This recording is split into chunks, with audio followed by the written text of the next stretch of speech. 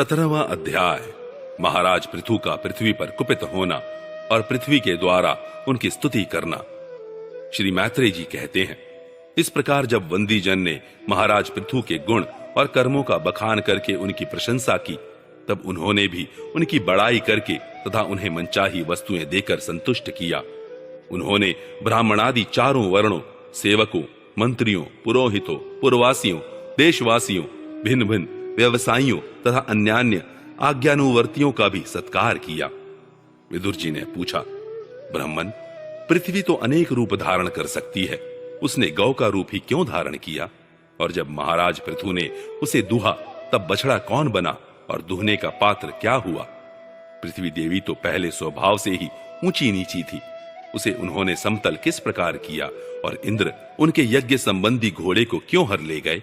ब्रह्म ज्ञानियों में श्रेष्ठ भगवान सनत कुमार जी से ज्ञान और विज्ञान प्राप्त करके वे राज ऋषि किस गति को प्राप्त हुए? पृथु रूप से सर्वेश्वर भगवान श्री कृष्ण ने ही अवतार ग्रहण किया था। अतः पुण्य कीर्ति श्री हरि के उस पृथु अवतार से संबंध रखने वाले जो और भी पवित्र चरित्र हों, वे सभी आप मुझसे कहिए। मैं आपका और श्री कृष्ण चंद्र का बड़ा अनुरक्त भक्त हूं।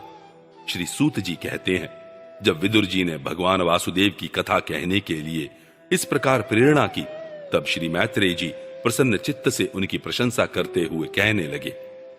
श्री मैत्रेय जी ने कहा, विदुर जी, ब्राह्मणों ने महाराज पृथु का राज्याभिषेक करके उन्हें प्रजा का रक्षक उद्घोषित किया।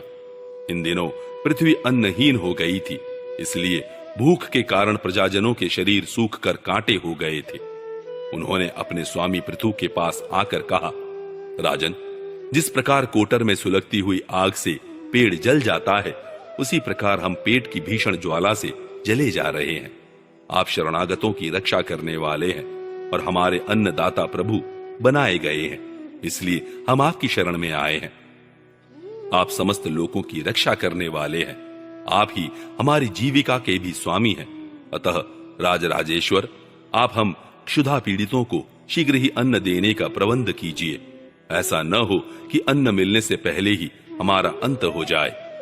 श्री मैत्रेय जी कहते हैं, गुरुवर, प्रजा का करुण क्रंदन सुनकर महाराज पृथु बहुत देर तक विचार करते रहे। अंत में उन्हें अन्नाभाव का कारण मालूम हो गया। पृथ्वी ने स्वयं ही अन्न एवं औषध आदि को अपने भीतर छिपा लिया है।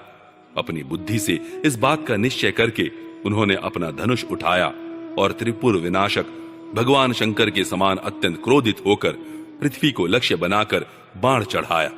उन्हें शस्त्र उठाए देख पृथ्वी कांप उठी और जिस प्रकार व्याध के पीछा करने पर हरिणी भागती है, उसी प्रकार वह डरकर गौ का रूप धारण करके भागने लगी।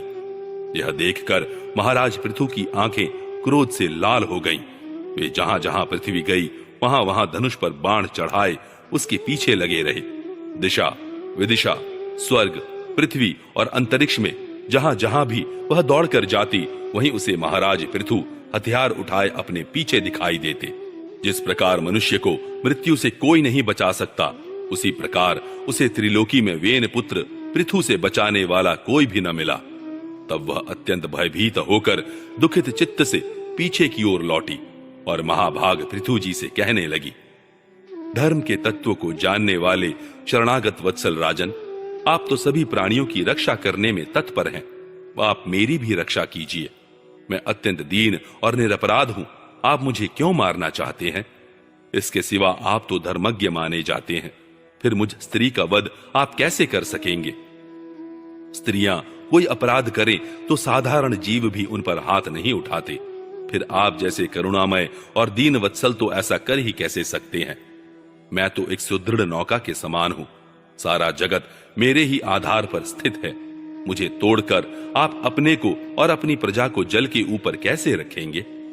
महाराज पृथु ने कहा, पृथ्वी, तू मेरी आज्ञा का उल्लंघन करने वाली है। तू यज्ञ में देवता रूप से भाग तो लेती है, किंतु उसके बदले में हमें अन्न नहीं देती, इसलिए आज मैं तुझे मार डालूंगा। तू जो प्रतिदिन हरी हरी घास खा जाती है और अपने थन का दूध नहीं देती, ऐसी दुष्टता करने पर तुझे दंड देना अनुचित नहीं कहा जा सकता। तू ना समझ है, तूने पूर्व काल में ब्रह्मा जी के उत्पन्न किए हुए अन्नादि के बीजों को अपने में लीन कर लिया है और अब मेरी भी परवाह न करके उन्हें अपने गर्भ से निकालती नहीं। अब मैं अपने बाणों से तुझे छिन्न भिन्न कर तेरे मेदे से इन क्षुधातुर और दीन प्रजाजनों का करुण क्रंदन शांत करूंगा। जो दुष्ट अपना ही पोषण करने वाला तथा अन्य प्राणियों के प्रति निर्दय हो, वह पुरुष, स्त्री अथवा नपुंसक कोई भी हो, उसका मारना राजाओं के लिए न मारने के ही समान है।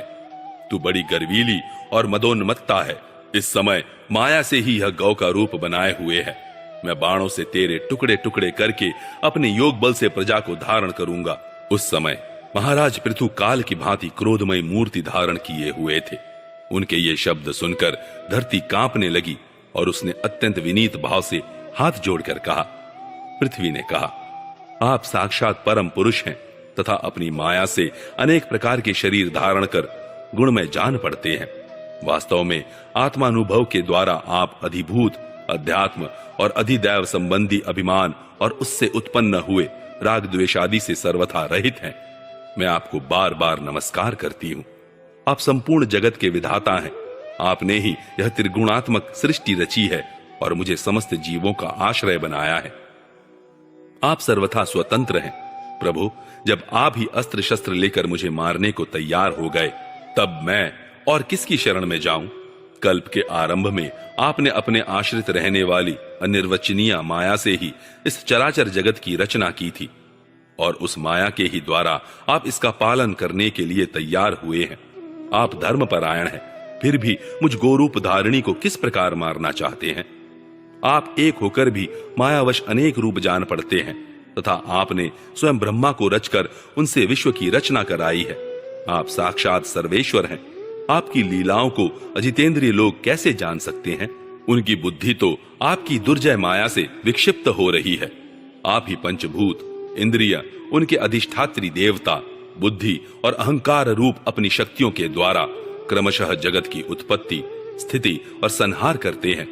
भिन्न भिन्न कार्यों के लिए समय समय पर आपकी शक्तियों का आविर्भाव, तिरोभाव हुआ करता है। आप साक्षात परम पुरुष और जगत विधाता हैं। आपको मेरा नमस्कार है। अजन्मा प्रभु, आप ही अपने रचे हुए भूत, इंद्रिय और अंतःकरण रूप जगत की स्थिति के लिए आदि वराह रूप होकर मुझे रसातल से जल के बाहर लाए थे। इस प्रकार एक बार तो मेरा उद्धार करके आपने धराधर नाम पाया था। आज वही आप वीर मूर्ति से जल के ऊपर नौका के समान स्थित मेरे ही आश्रय रहने वाली प्रजा की रक्षा करने के अभिप्राय से पहने पहने बाण चढ़ाकर दूध न देने के अपराध में मुझे मारना चाहते हैं। इस त्रिगुणात्मक सृष्टि की रचना करने वाली आपकी माया से मेरे जैसे साधारण जीवों के चित्त मोहग्रस्त हो रहे हैं। मुझ जैसे लोग तो आपके भक्तों की लीलाओं का भी आशय नहीं समझ सकते। फिर आपकी किसी क्रिया का उद्देश्य न समझे तो इसमें आश्चर्य ही क्या है? अतः जो इंद्रिय संयमादि के द्वारा वीरोचित यज्ञ का विस्तार करते हैं, ऐसे आपके भक्तों को भी